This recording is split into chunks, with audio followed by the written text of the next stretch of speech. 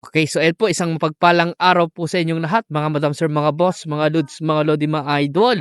So another property for sale na naman po ang ipapakita ko dito pa rin po sa aming hometown sa bayan po ng Kuya po, Nueva Ecija. At ito po ay 1.8 hectare naman po na farm lot ang ipapakita po namin sa inyo. So ito na po yung property na ibinebenta. Ito na po. Ayan.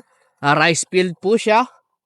At Dito sa baba, rice field po dito sa part na ito. Tapos yung tinamnan nila ng munggo. munggo. Hanggang doon pa po yan sa may mga puno na yon. Kahit anong cropping Ayan. ng gulay doon, pwede. Kahit anong cropping ng gulay, pwede. Kahit sibuyas, ganun.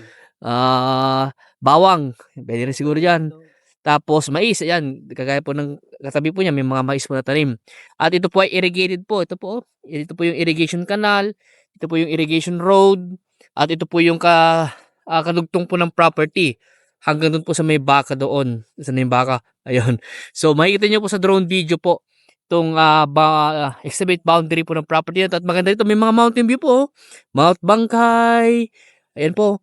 Mount Bulaylay. Puro bundukin ng Caraballo. At ito po yung pinakamaganda sa property na ito. Andyan lang po yung bypass road na ginagawa. Oh. Yan, yung bypass road po. Baka nga daw po matamaan po yung property pero sabi naman po nila yan, pero depende pa rin po yan dahil malapit na po yung bypass road dito sa property. Ayan. Mga ano lang po, mga tatagisin lang. Matagis yung property ng bypass road. Siguro na po matatagis daw po sabi ni Boss Jason kasi nung pinaliparan po niya ng drone po yung property, itong property na to. Parang ayun nga po, parang matatamaan yung property. So magiging along bypass road na po siya. So makikita niyo po sa drone video yung bypass road na ongoing po nilang ginagawa. So simula po dito, ayan, sa pinapil na ito. Ayan. Diretso po yan. At gaganoon na po siya. At doon sa may Kalabaw, gaganoon na po dito. Hanggang kay Boss Alistair. Siguro na sa mga mga 30 boss, 30 meters yung frontage. Mga 30 to 40 meters yung frontage niya. Ayan. So, ito po, irrigation canal. May dalawang bomba. O may dalawang bomba, tapos meron pong 3 puno ng mangga. O, ano po, deep well. Baka may sabi bomba na ano. Bombang patubig. Bomba po na patubig, yun po yung tawag po namin sa deep well, bomba. So, ayan po, may 3 pong puno ng mangga, andun po yun.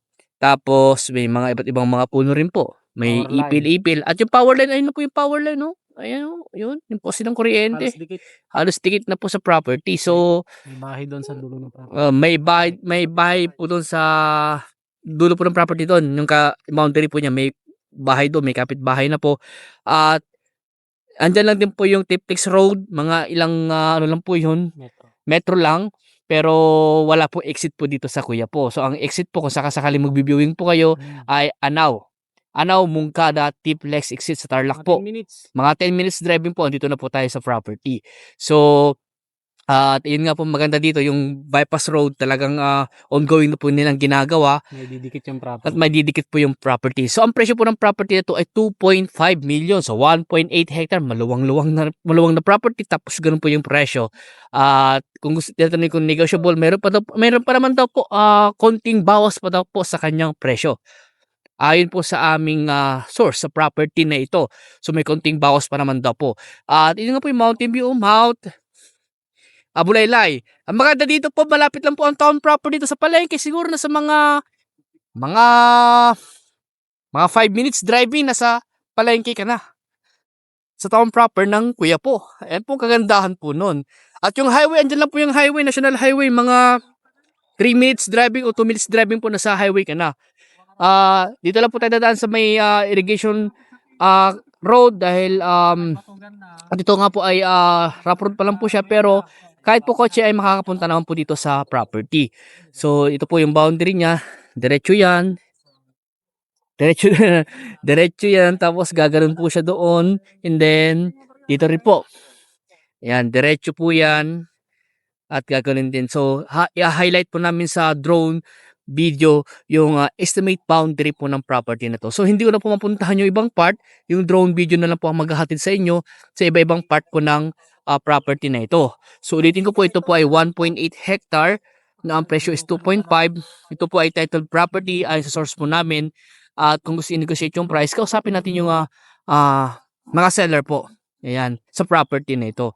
At ito nga po ay tinatamnan nila ng palay, gulay. So estimate ko, boss, mga inaani nito sa palay. Ay, main crop, mga ganon. Pag main crop, first cropping na sa mga 150 na kaban. Second crop, ito lang na si second crop. Mm-mm. Mga asa 100.